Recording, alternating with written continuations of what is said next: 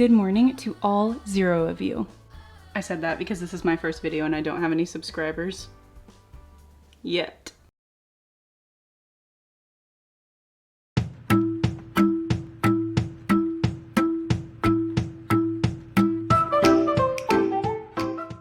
I'll have a list of products that I'm using today down in the description bar. That's a YouTube thing that I've always wanted to say. Down in the description bar. Subscribe and smash that like button. This is a book of fall-themed scrapbook papers that I purchased from Michael's. I love how all the patterns and colors are kind of interchangeable and you can use them all really well together. And then now I'm ripping out a piece of plain white paper that I'm going to fold to put on top of the scrapbook paper to be a nice contrast. But first I'm going to cut off the rough edges with my paper cutter. Side note, I titled this video Realistic Bullet Journaling for Beginners because as you are watching it on your screen, this is the first time I have ever bullet journaled. So it's less of a tutorial and more of a let's learn how to do this together. And with that being said, there are also some times throughout the video where there are black and white filters on the screen, and that is to indicate a time where I royally messed up and to let you know it's okay and you can fix it without completely scrapping the whole page.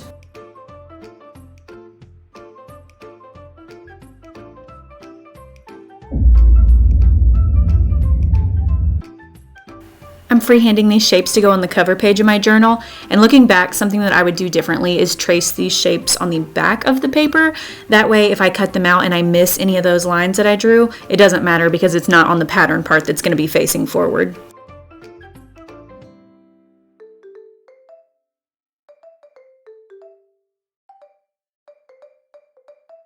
Here I'm going to lay everything out before I commit to anything, and on day 1, regrettably, I did not have a glue stick, so I'll be using double-sided tape today. I'm also going to pick out some washi tape that I think would go really well with this page. My favorite place to buy washi tape is Amazon. The pack that I buy is 48 rolls for $14.99.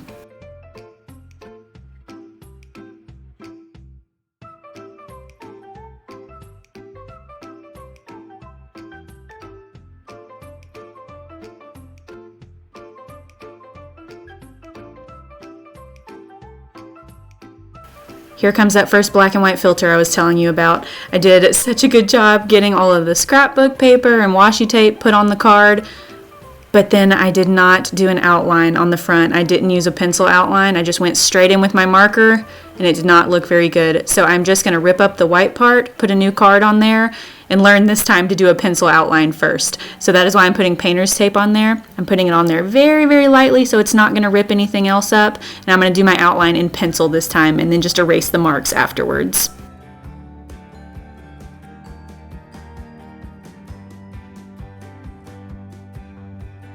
Side note number 2, the camera angle gets so much better on day 2 of bullet journaling. I went back and looked at all this footage and I was like, well, it would really be helpful if they could see what I was doing from my point of view. So don't worry, I fixed that on day 2, and thank you for sticking with me. Right here, I'm just placing a scrap piece of paper underneath the card so that when I use my Sharpie, it doesn't bleed through onto the other page. It does bleed through onto the back, but remember that's where I have my scrapbook paper taped in there, so it doesn't matter. You can't see it through the scrapbook paper.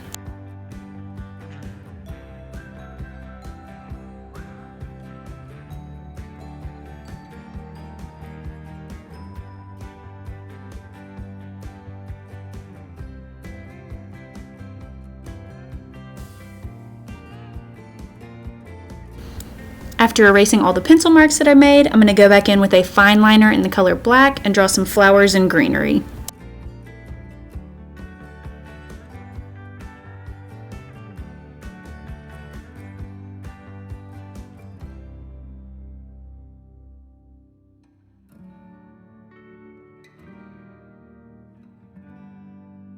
Here we go, another black and white square. So I somehow made the same mistake again, back to back, and I didn't outline in pencil first on the inside. So instead of throwing away all that work that we just did, I'm going to cut a piece of white paper the size of the inside of the card and just tape it over.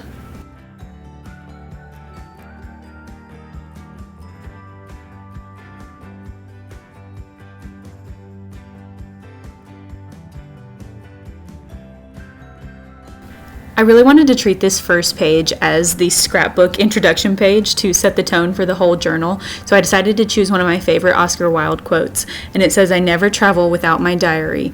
One should always have something sensational to read on the train." Now welcome to day 2 of bullet journaling, where I know a thing or two because I've seen a thing or two. Meaning that I looked back at my footage and did not like it because of the camera angle. But today, hopefully it is a better viewing experience for you. Going into bullet journaling being new, I didn't really have any ideas for a theme, but after day 1, I kind of decided that I liked the navy and gold and mustard tones for fall, so I decided to keep that going throughout the month of October.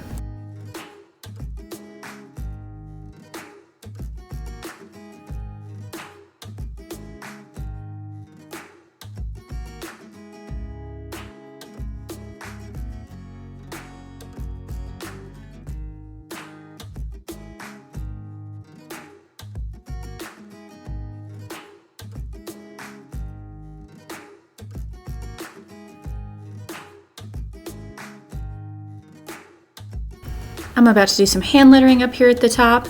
I am self-taught in hand lettering. I was balling on a budget in college, and when I got engaged, I knew I couldn't afford to buy a ton of signs, so I wanted to learn how to make them for my wedding. So just over the next year, I used a sketchbook, I taught myself how to hand letter, and I actually have several hand lettering tutorials on Instagram under my IGTV tab if you're interested. Everyone uses their bullet journals differently. Some people use it as a one-stop shop to track their habits, their daily routines, their planners, their address books. I personally am just going to be using mine as a habit tracker. I want to develop 3 new habits this month, as well as track my sleep and my headaches so that I can hopefully get to the bottom of those. The first habit that I want to start developing in the month of October is going on a walk every day for at least 30 minutes, and I got this spread idea, the falling leaves, from Bujo and Cookies on Instagram. That's Bujo and Cookies. I just thought it was so cute, and I'm doing all the leaves in different colors, and then I will do the key at the bottom that will indicate whether the walk was 30 minutes or more than 30 minutes.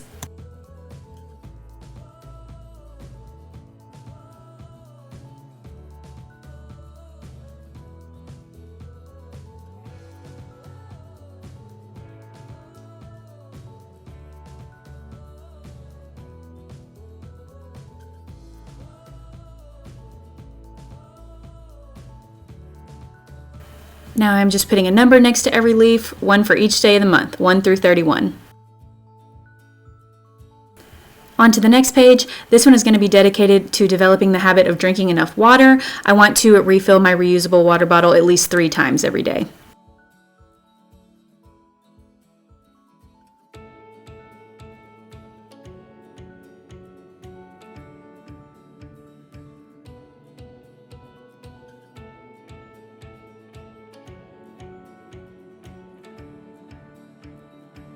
Now look what I found in between takes.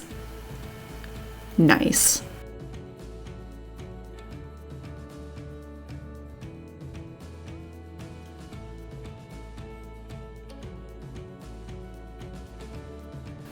Time to break out our first stencil of the day. I ordered these on Amazon.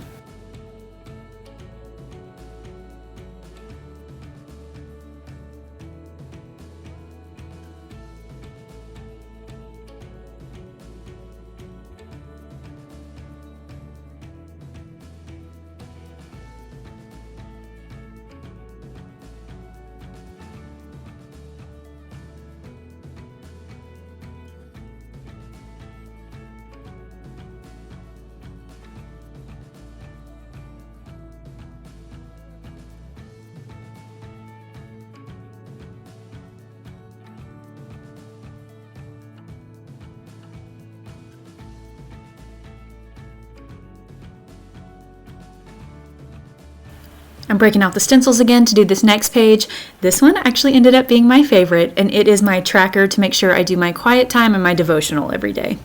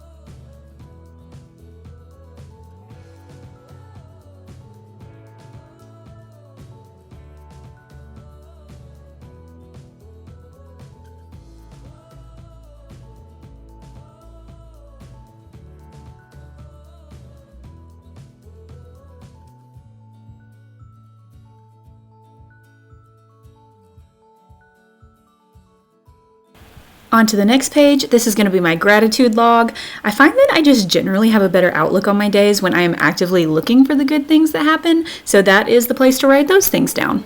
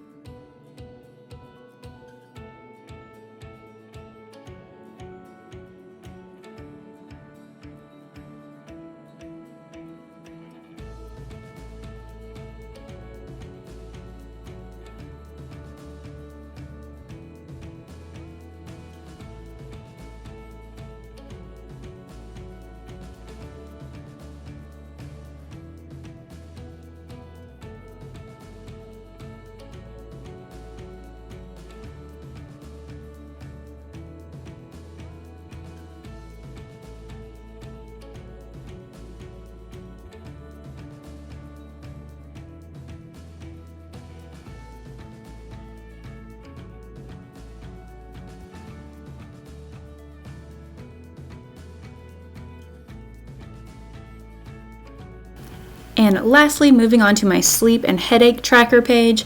I am so bad about staying up all hours of the night. My background is I was a night shift ICU nurse for a few years before I started pursuing my own business and my creative passions, and I was built for the night shift life. I am most energized between midnight and 3 a.m., but I gotta change. I'm not living that night shift life anymore, so I'm hoping to start keeping myself accountable by keeping track of it in this bullet journal.